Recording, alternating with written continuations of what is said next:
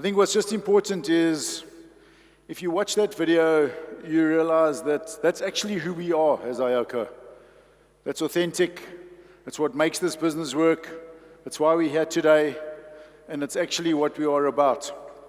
The level of pride that IOCANs have pitched up since certainly the 22 weeks that I've been involved in this business has really been incredible.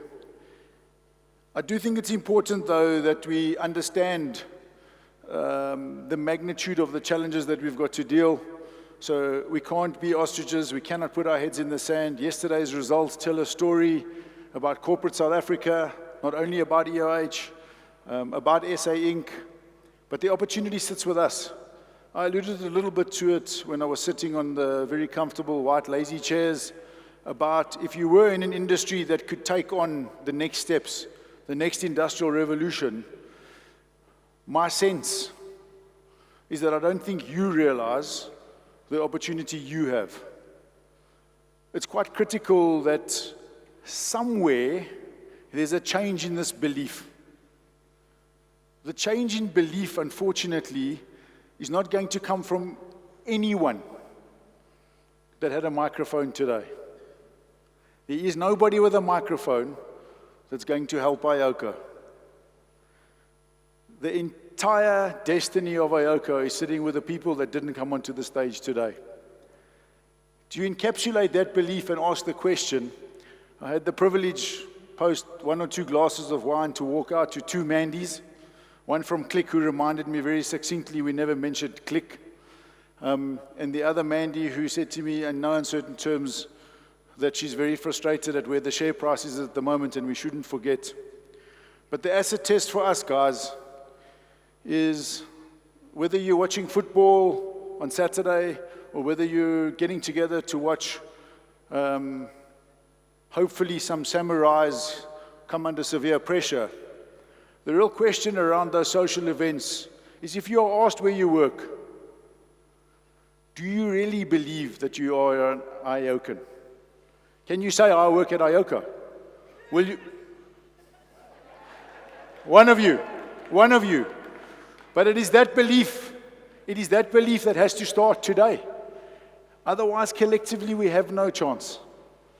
That belief, you cannot sit here and plod as an ex-EOH employee into a great destiny. It is unfortunately as blunt as that. Because it's a technology business now, my notes have gone off. So let me just regather the fact that today we've shared with you how we think we are best organized. But what you can't do is pitch up at a client with a piece of paper to say, we have organized ourselves like this, that's why you should give us business. It ain't gonna happen like that.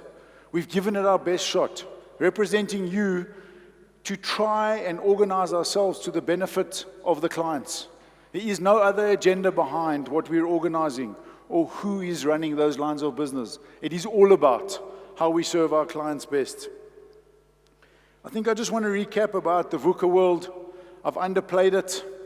I can tell you, because of your emotional investment and what has happened and your anxiety around the type of demise that the listed entity of EOH, your victimization personal feeling is understandable. There are businesses that don't have that are in far worse positions than us. And that is understanding and why we use the thematic of the VUCA world. The VUCA world is to understand there are brilliant businesses that employ hundreds of thousands of people that have had this demise. I'm sure there are more than 2 people that still drive a VW of some sorts. Yet they had teams of people that hid carbon emissions. You still drive the car because you don't give a continental about the carbon emission guy that was faking the reports. So the reality behind it is a VUCA world. It is uncertain. Would you want to be in a car manufacturer business with everybody building driverless cars, with the volume of cars declining over time, and having done a carbon emissions faking? Absolutely not. You'd want to be sitting in a situation where whatever app had to be developed, you had access to more than 1,000 to solve the problem. I'm sure we could get a carbon emissions app quite quickly by Friday if we had to. We have the best Lego collection. So we focus so much on what's happened historically, that same history has given us the Lego box that's unmatched. Yet because of the news and what makes lampposts have billboards, what are we focusing on? Those things. Out of the whole results yesterday, we focused on 50 ED parties with 90 million rands worth of suspicious transactions that were in the financials, because nothing else makes people stop at a robot but that negative news. Never mind the fact that currently still this organization is north of 10 billion. I challenge anybody to try and start a 10 billion rand business. It's not so easy. So what I'd like to sort of close on before I really encourage you to connect with each other, please try and spend time, not with the leadership. Please try and spend time with other people that are doing amazing things in this organization that you don't know. I introduced two people outside to each other. One has been here 20 years and one who's been here 15 years. I introduced them outside. They hadn't met before. That's just bollocks. That's what this function's about. Take the time to spend. I know you've got family commitments. Any job is taxing. There is no such thing as work-life balance. Because if you have no work, you have no life. So don't get caught up in all the books from Harvard, etc., etc., etc. Make sure you spend the time, because it's the people that are in the room here that are with you that are going to make sure that we get this IOCO to where it has to be. So in closing, I'd like to say, unfortunately for us, reorganization requires reinvention. We're not going to be able to do what we've always done and come out on top. Our strong ethics must be unyielding. Our strong ethics has to be unyielding when it comes to how customers perceive us. We are not going to be able to shake that past unless it is something that becomes just how we do business. Our excuses are our seducers. Our fears are our liars. And our doubts are our thieves. We will no longer do the same. Today's the day we've made that decision as IOCANs not to do the same. We just cannot afford to let an imperfect past carry on any more than yesterday influence our destiny. Let's leave those harbors of safety. Let us take the risk of trying to convince customers and fellow colleagues that we are the new IOCO. You have to start thinking world class. If I only land one message this afternoon, is that I instill some belief in you, not in us as leadership. We are just custodians.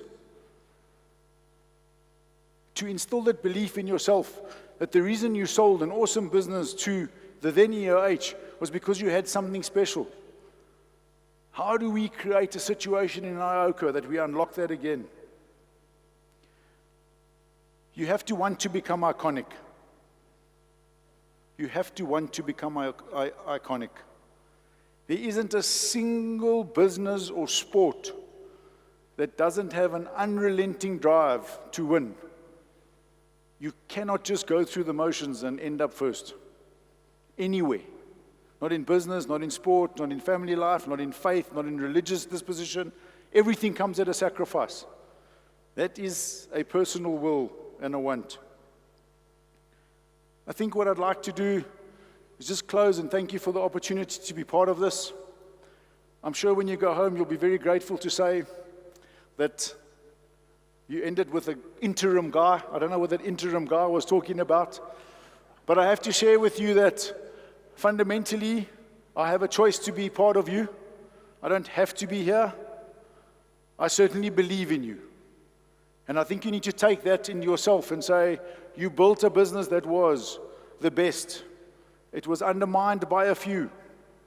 The people that are currently leading the organization have done their level best to try and create a platform for growth. They can only create the platform. The future is up to you. Thank you for your time.